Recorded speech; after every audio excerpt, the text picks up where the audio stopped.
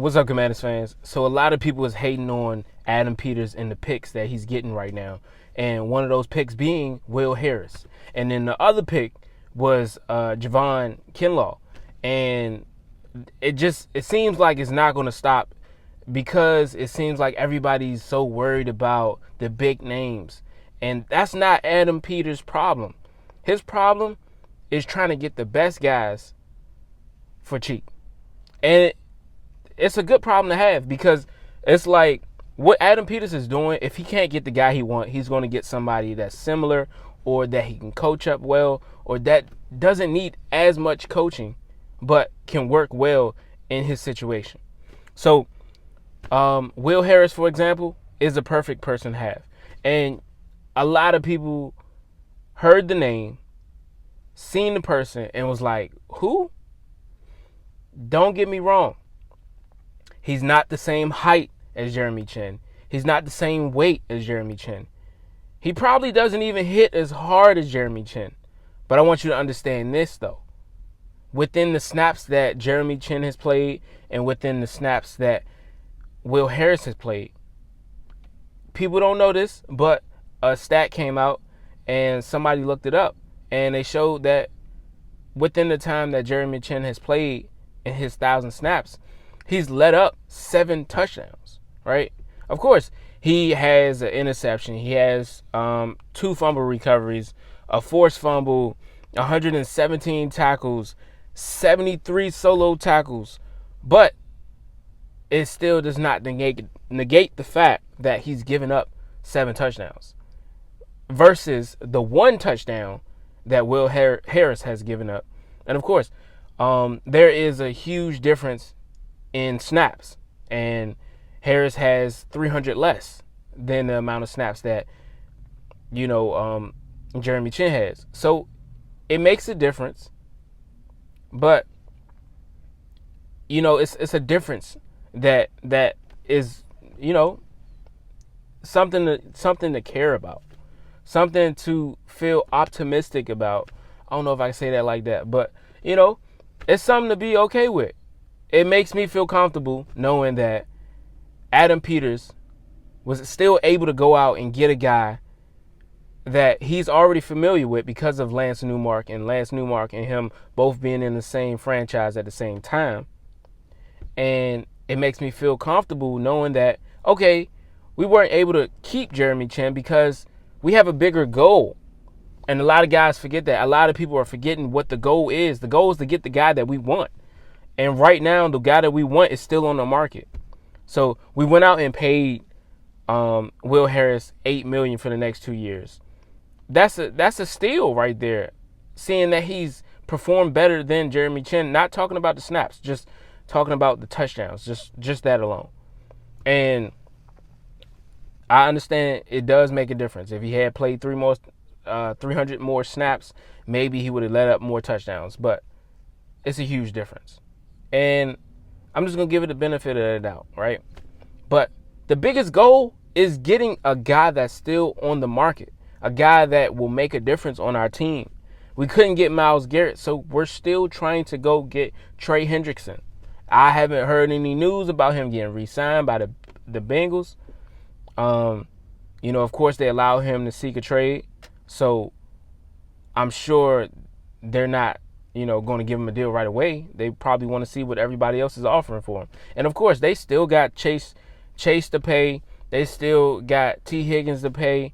So they're up in the air right now. So of course they wanted him to go seek a trade and see what they can get.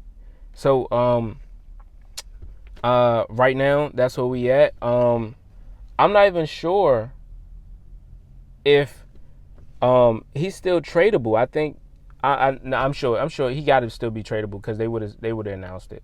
So, yeah, man. I'm excited to see what happens, and we still want Trey Hendrickson. So that's what Adam Peters is doing right now. He's trying his best to get that to happen, and I can tell. And the reason I can tell is because of the deal we just got with Will Harris. Like, we paid him $8 million over the next 2 years, so that's $4 million a year. And then he can get up to $10 million. But we decide to let Jeremy Chin go, and it ain't really much of like $6 million difference, but it makes a difference because you think like, oh, okay, we're trying to penny pinch everywhere so we can still get great production, but still be an efficient team and still make it to the playoff, but get the guy that we want. Because right now he's still on the market. He's going to cost us a lot of money, probably somewhere between 33 million a year to maybe even up to 37 million. I'm just giving a range because of what Myles Garrett got. And seeing that he had more than Myles Garrett in the last few years in sacks, 17 and a half in each season, it just seems only right that he wants somewhere near what Myles Garrett got. And honestly, if you weigh the options over the last few years with him being with the Bengals, he has outperformed, in my opinion, Myles Garrett. It's a lot. I'm talking about just strictly sacks. But, it's a lot of other things to weigh, about him closing the edge, stopping the run, batting passes down. It's a lot to go into it. But because, Myles Garrett is off the market right now, he's done. He's already got his deal. He's good. So we still have hope in getting Trey Hendrickson. And the only way we can get him is by having money to get him. So we're just trying to make sure we don't overpay in certain areas so we can just be great.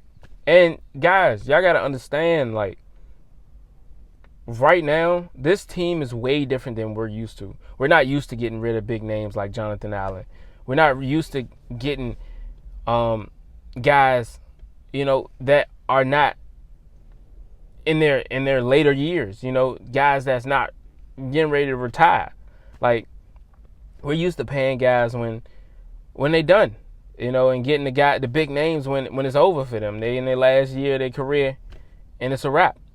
So this is new to us. Us giving up picks, us, sacrificing a lot of picks, us, all this is new to our fan base because it's just like, we're not used to a general manager that actually knows what he's doing. No matter what everybody else thinks, he's going out here to make the best decisions that he possibly can.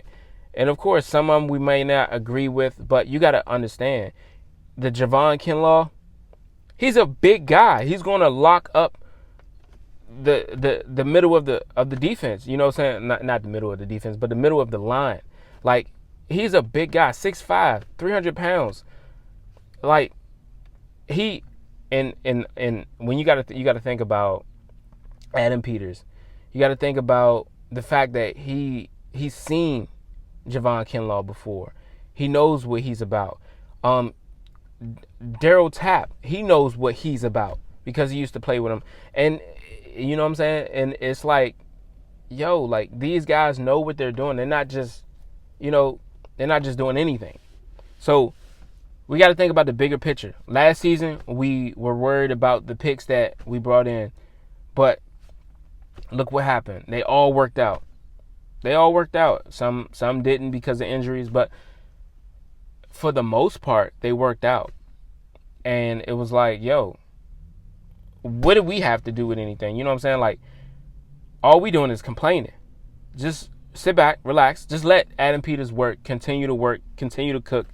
And we're going to see what happens. Like, all we could do is see what happens once they hit the playing field. Because just like we thought Dorrance Armstrong was going to go off this year, we thought he was going to be the Dante Fowler, right? We thought he was going to go off like Dante Fowler did. But no, he didn't. And I expected Dante Fowler to have a mediocre year. So it's not just about what guys did in the past.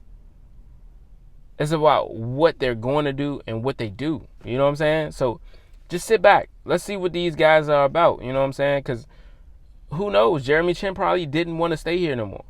He probably wanted to move on. It's a lot of things that go into it. So we can't get lost in that. And, we got Laramie Tunsil. He was a first-round pick when he came out to the NFL, and he went to the draft. And, that's a perfect pick for me.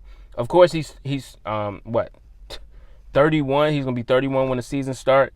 But I mean, how many people do I need to go down the list of people that are left tackles and that are old and that continue to play for years on years in their mid 30s? So that doesn't I'm not worried about that because he's gonna be here for a while, and I'm excited about it. And other guys that we didn't get, it's okay because that's the thing that Adam Peters does so well, bro. I don't think y'all understand.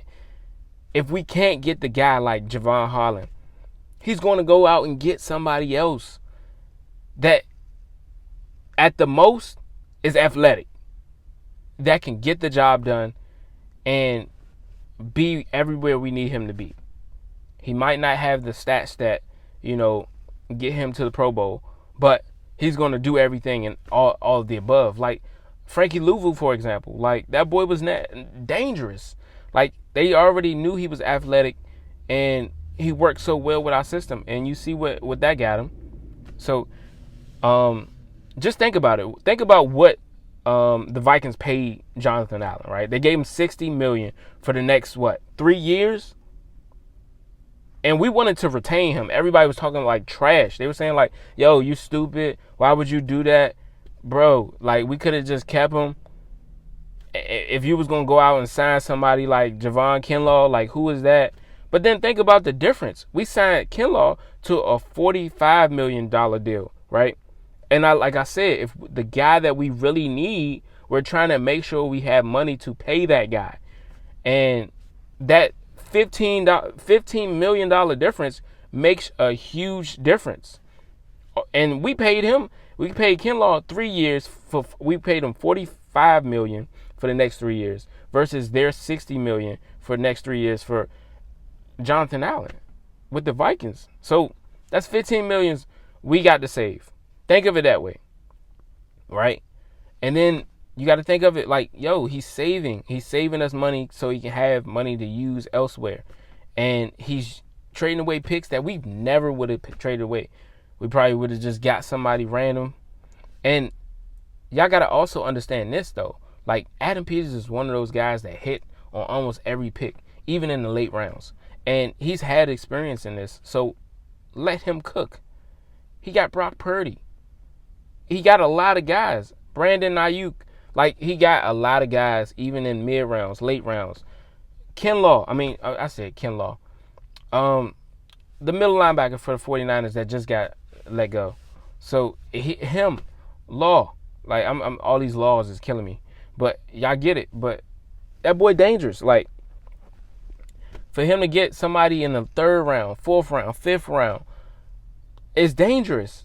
And I know we still got I think it's. I know we got a 1st round, we got a 2nd round, we got a 4th round, we got a 6th and a 7th. So we got 5 picks left.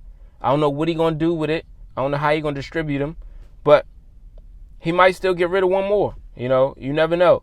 And what he's been doing so far is just perfect. Just let him cook. Let him cook. Like, Laramie Tunsil is dangerous, bruh. In the last few years, he's went to the Pro Bowl 5 times, bruh.